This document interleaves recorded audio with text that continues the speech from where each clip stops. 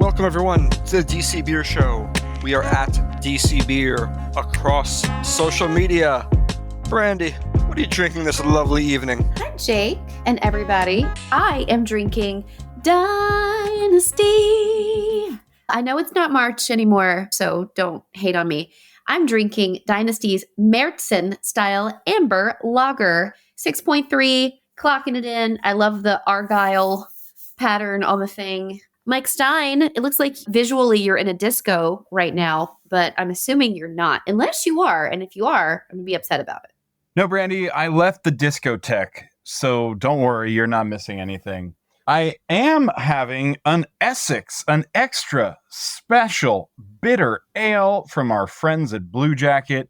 This beer is brewed exclusively with Valley Malt out of Hadley, Massachusetts. We're going to be talking to them a little bit later on the pod. And it's just a wonderful humdinger of a humdinger. You know, jammy, malty, a little bitterness, a little sweetness, just an absolute Goldilocks of a beer. Balanced, not too bitter, not too sweet, but all of the above. Jordan, Mr. Harvey of the Harvey Wilder Foundation, what are you having? Well, you know, I feel like people have missed having a hazy on the pod, right? So, you know, I thought, why not shout out my local haze factory that I'm there every Wednesday. Especially shout out to GM. He's one of those hand truck heroes, and I'm currently having one of those bad boys. So I'm not sure if you guys got your hands on that, but that was a nice little Imperial double IPA, Mosaic Incognito, even though it's very present. Citra Motueka and Mosaic Cryo. So just some of my favorites. And yeah, Jake, what's in the glass? You know, in honor of our guests at Valley Malt, I looked long and hard through the beer fridge today for something from Notch Brewing. Didn't find it. Did find something from Fox Farm Cabin, their smoked Helles lager, but I'm not sure that uses Valley Malt. I think that might use Thrall, a Connecticut maltster, in addition to some other things.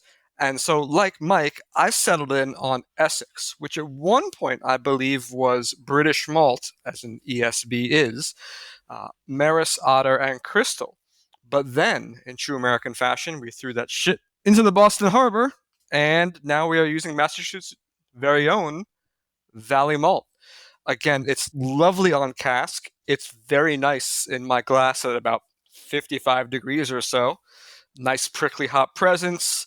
Little jam, little biscuits. What can you say? It's got like a nice tea-ish quality to it. It's 4%. We like it a lot. Thank you to Bluejacket, and thank you to Andrea at Valley Malt as well.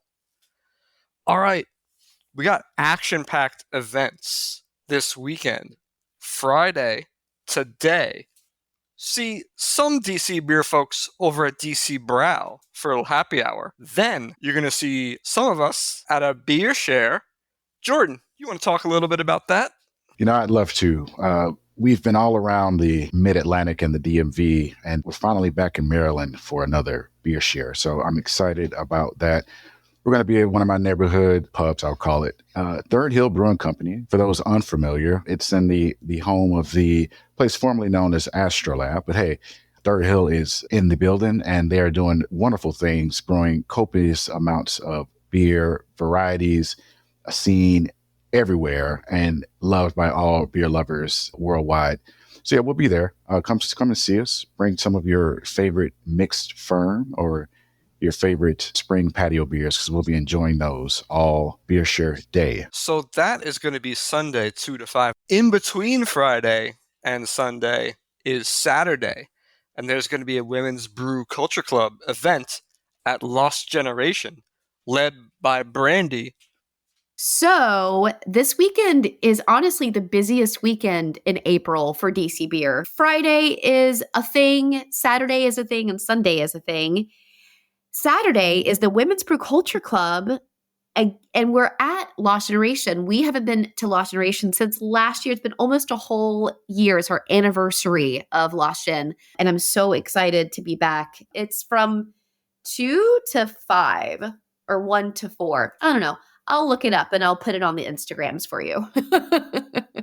What else is going on? So many things. Yeah, we actually, you know, if you're busy this weekend, you should be busy with DC Beer. But if you're busy this weekend, we'll forgive you. Just come and see us on Wednesday. We'll be at Other Half. Again, one of my favorite haze factories in the whole wide world. We'll be there for trivia. We do trivia every Wednesday, but at least once a month, you'll get a DC Beer Capital Trivia and Other Half exclusive trivia, right? And for our Patreon members, you guys do get a 10% discount. And one of the rounds will be all things beer. So for you guys that want to learn about beer knowledge or just kind of flex your beer knowledge muscles, come out and see us at Other Half. We get started closer to 7 o'clock, but get there at 6:30 on Wednesdays, April 10th specifically, and we'll have a good show for you. Patreon? What's that? How can I be down and join Patreon? Well, Brandy has so eloquently put together some wonderful signs. You can scan our QR codes on our Patreon signs when you come to our events, or you can just click our link on our Instagram page. You can also learn more about us on Twitter or X, whichever you call it. It's still Twitter for me. Yeah, you can definitely do that. And also just check out our website, DC Beer across all social media and dcbeer.com.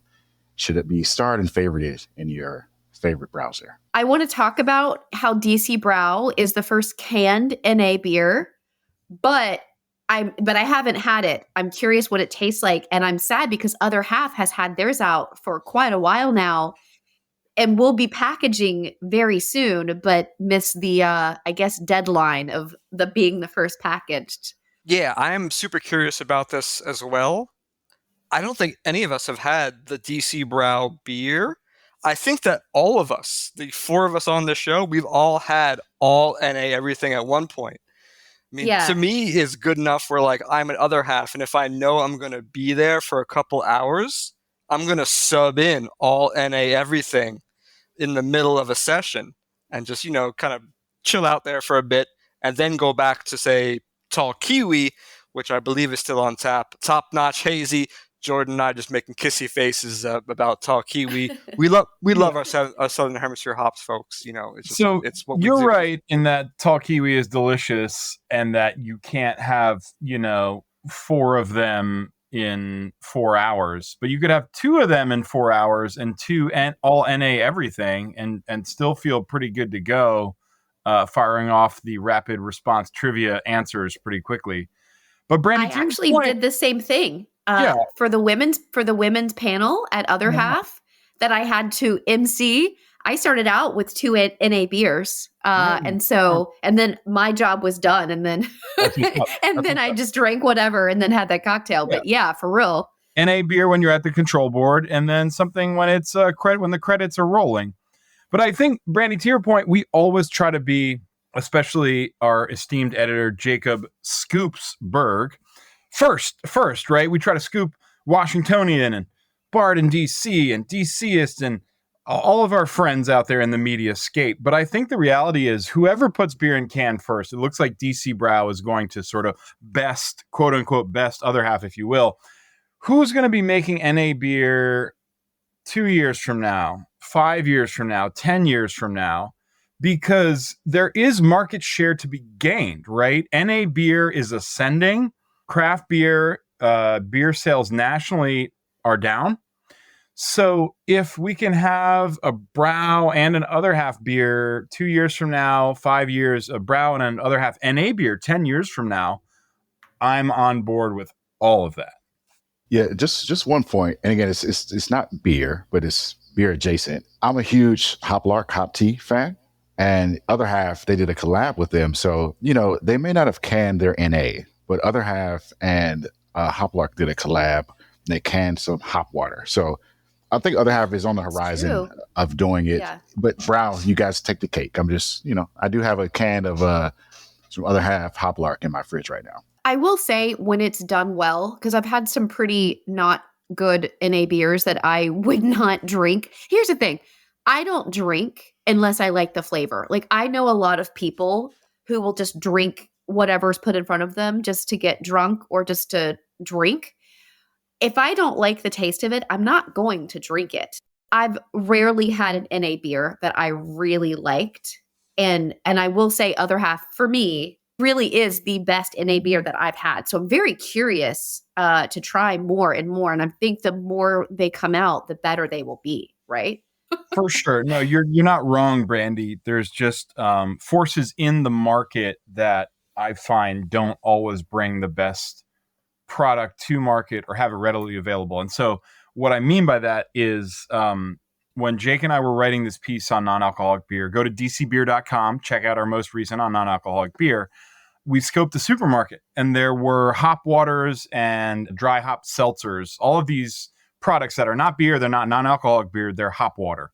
They didn't have Port City's hop water in this grocery store, right? And I just felt like, yeah, the Lagunitas is good. Yeah, the Sierra Nevada is good, but I feel like the Port City is better. And that's just my palate. But to your point, Brandy, about I drink what I want and I don't just drink it to get a buzz on. I really genuinely want the flavor. There needs to be a reason and purposeful, mindful drinking consumption, even with something that's 0 calories and 0 carbs, like hop seltzer.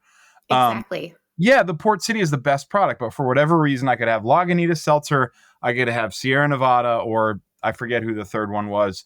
And so that's what's happened. Now we're hoping to see growth in the NA space because I saw over a dozen brands of NA beer, some that I didn't know, like today I learned Peroni has a 0.0, Qingdao has a 0.0.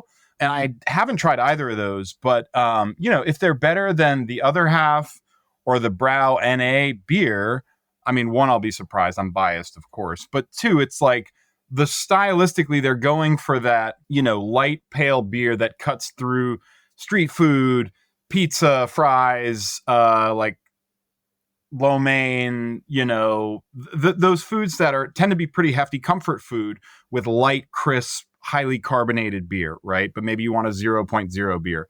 All right. On that note, we've got a wonderful guest for you. Mike Stein, take it away. I'm so excited to have Andrea Stanley, owner and founder of Valley Malt, as well as ground up stone milled flowers with us. Thank you for joining us on the DC Beer Show. Thanks, Michael, for having me. It's great to be here with you. It's great to see you. The last time I saw you, you were at the Smithsonian's National Museum of American History. What a great event that was. That was a pretty amazing event, and what a final moment for Teresa McCullough, who did such amazing work in terms of craft beer history and at the Smithsonian. Yes. We are massive fans of Teresa McCullough and her work. The archives and all the beer history she's preserved have been wonderful. But speaking of archives and beer historians, I reached out to our mutual friend, Ron Pattinson, who described you thusly. He said, Andrea has a passion for malting as strong as any brewers for beer. She helped enormously in my Obadiah poundage collaboration with Goose Island by making brown malt the really scary way. Something that I doubt I would have ever dared take on. She's also great company if you're a huge beer nerd with her depth of knowledge of barley and malting. So that was our good friend Ron Pattinson. So we'll talk a little bit about Ron and his Obadiah poundage beer later, specifically the beer and your contribution to it. But I wanted to say, they say that malt is the soul of beer. Do you believe this to be true? Does this make you a certified soul woman producing the soul of beer? Michael, this is such a good question. I think people are the soul of beer. People need to make the malt and the ingredients and the beer. And if I really think about what a soul feels like to me, I would say it's the humans that put everything into what they're making that make the soul of beer. However, making malt does take a lot of humans. So I guess, it's a piece of it. But I can see why people back in the day made that statement because, clearly so much about a beer relied on the malt. And even to this day, it still relies on the malt for so much of what we love about beer. Well, that's certainly true. A lot of labor goes in and you need people for the labor. You are one of those wonderful people. And without you, Valley Malt wouldn't exist. So tell us about Valley Malt. When did you start? How's it going? And what projects are you currently working on that you're excited about? I'm going to go real quick on the Valley Malt story. So 2009, was really interested in local food and trying to sort of have my footprint of what I ate and drank be as local as possible. And I've read an article in a local newspaper about a bakery that was starting to try to make one bread a week that had local wheat in it that was locally milled. And I thought, oh my God, I never thought about grains as a local ingredient and as an actual like agricultural product and that farmers had to grow and that was like in the soil somewhere. So that kind of started my journey into thinking, oh, I'm a home brewer. Let's try to make an all local beer, realizing that malting was this missing step. And we started our first malt house in 2010 with 25 acres of barley that was grown in a local field. And it's been a great journey of just like learning how to malt, learning about grains, trying to support more sustainable agriculture. And then, understanding what it is that craft brewers in the Northeast actually might want from a local maltster. And so that can kind of answer part of like your question of what's going on right now, which is, we're making really great pale malt, Pilsner malt, a Golden Valley pale, which we try to clone like a Golden Promise style malt, but more locally, a dextrin malt. We've kind of streamlined what we make because we're making 9-ton batches now, but we're also having fun. So I received a book in 2019 when I was in the Czech Republic that was written by a maltster in 1929 in the Czech Republic, translated in 2005. And we're basically trying to recreate a Czech Pilsner malt. And so that's been really fun, is just to like think about how to recreate malts that we're not currently making and why we would do that. And then like in this book, learning about, even just tracing like COAs from essentially almost 100 years ago, right? 1929 is almost 100 years ago. What did they care about on their COAs, And like, okay, can we even recreate those COAs with the current testing that we have? I mean, we can, but, like commercial testing is always hard to find, labs that can do certain things like a dextrin maltose ratio or a sugar to non-sugar ratio. So if you know anybody that wants to buy an under-modified Czech Pilsner malt. So let's zoom back out here for a moment. What is COA? And let our listeners know, you went to the Czech Republic. What happened after that? What does Czech barley have to do with malting in Massachusetts or growing in New York? And what's a COA? Sorry. Yeah. So COA have a certificate of analysis. So it's like, if I'm a brewer, I want to know how much, like, what's the color of this malt going to be in my beer? Is it going to make me a dark beer or a light beer? Or is it going to give me a little bit of sugar that is going to create like a low alcohol beer, or a lot of sugar that's going to create a high alcohol beer? So that kind of thing is like these important characteristics that you need to know. So it's a little bit of a contract in a way, like here's what we're supplying you. But as you start getting into different types of malt, you're looking at that COA to sort of figure out how it's going to impact your, like what you're going to be able to make with it. And yeah, the Czech Republic thing was like pre-COVID, 2019. We were all like traveling. There was a heirloom barley conference that was going on in Munich. And we went a little bit early because we were interested in visiting with some Czech barley breeders, because some of the best barley in the world for malting and beer making comes from the Czech Republic. It was like, oh man, this is like, I've been making malt now for, 10 years. And this is like my big sabbatical trip where I get to go and see where it all came from. You're looking at the source. And I think it's really important to note that despite those of us in the craft beer, independent beer, small beer world, still the majority of beer sold in America is light beer. But that light beer even is based on the golden Pilsner style beers of Czechia or Bohemia. And that is based around a high quality barley.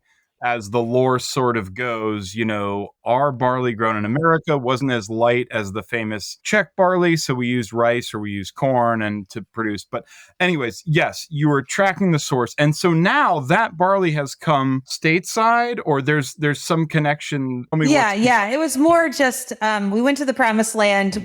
I learned in my time there that actually, like, when the Czech Republic became part of the EU, there was this agreement that they designated, like, this is Czech Pilsner malt, and this is almost like an appellation where it's like, this is exactly how it's made.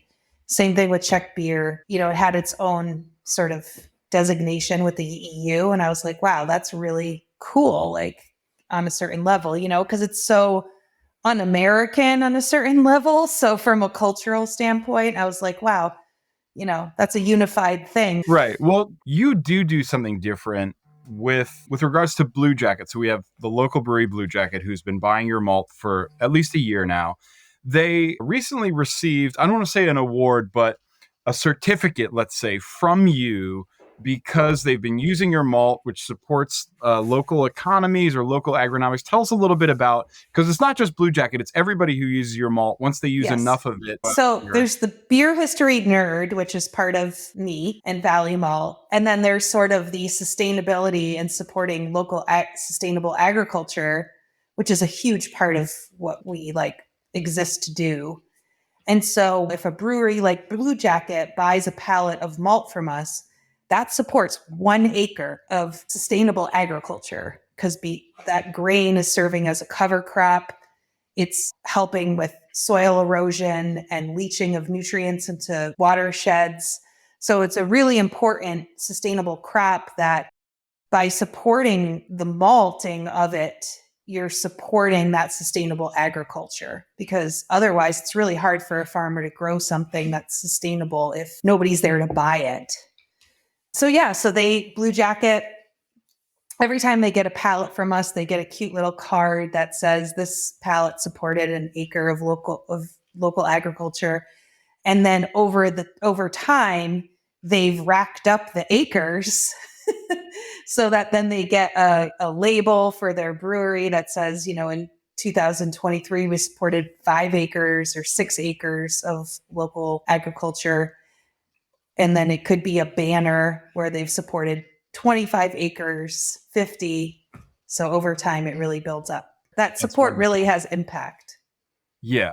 The last time I saw Ro Gunzel, who's the head brewer at Bluejacket, director of brewer operations, he was letting me know about this. He was like, do you want to see it? But it was wonderful. And, we've been having Bluejacket's Essex, their extra special bitter, and they used to use Maris Otter and English crystal malts, but they've now switched exclusively to your malt, to Valley Malt. Tell us a little bit about some of the value outside of the environmental value your malt adds to products, like local beer at Bluejacket or even local spirits, because I know distillers are using your malts as well. Yeah, we try to be, I think the sustainability is sort of our basic why we exist. But then also we have our own personalities that we each lend to how we run our malt houses, because I'm obviously Valley Malt is not the only malt house in the Northeast. And I think we're really into trying to find the malts that are coming from quite a distance that brewers just can't get away from, like something like a Maris Otter or, certain German malts. Golden Promise is one of them. How do we try to make that malt locally and limit the amount of miles that has to travel to get to the brewery? Not only for sustainability reasons, but bonus, it's fresher. And that actually does come through in the wort, in the beer. When you're brewing something that was just malted 2 weeks ago, it's like coffee, you can taste it, and you can taste that has just a more intensity of aroma and more layers of flavor in there. Yeah, well said. I've heard you use the metaphor as malt like coffee before, and it's so valid for it really makes a huge, tremendous difference with the product. And it's interesting with your malt. You've had big brewers like Goose Island, Ron Pattinson, the beer historian, mentioned using your malt in the Goose Island project, but you also sell to smaller brewers like Bluejacket and others. Do you have a sense of, the difference in selling to big brewers or small brewers? Do you have some favorites or people that you really enjoy working with? Both, honestly, because at the end of every email is a person. And a lot of times there's just like some really lovely relationships that can form even just over email, especially when you're geeking out about malt.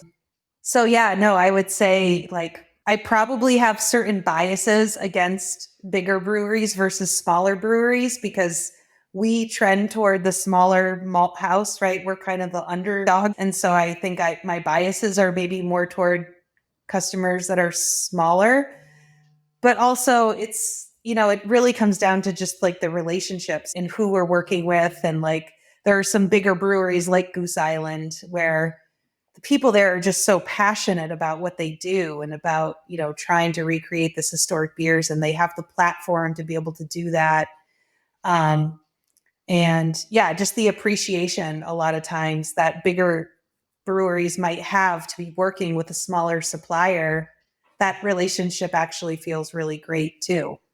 So before we close out, Andrea, I wanted to ask you a little bit about Ground Up, stone milled flowers. So Ground Up started in 2019 as a sister company to Valley Malt. We had a bakery in our town approach us about milling for them. And we found out that there was a manufacturer of these beautiful stone mills not that far away in Vermont. So we added a mill, and we just milled for that one bakery for the first year. And then COVID hit and people couldn't find flour. And we started to really realize that being a miller was something that we wanted to do. And that was needed. And we make stone milled flowers, which are very different than the normal flour that you would find on the shelves because it hasn't been bleached or bromated or enriched. It's just the whole grain going through the mill and then being lightly sifted. So it still has a lot of nutrition, a lot of dietary fiber, really good, generally good type of carbohydrates, iron, potassium, things in it that, are going to give people the nutrition that they need in their carbs.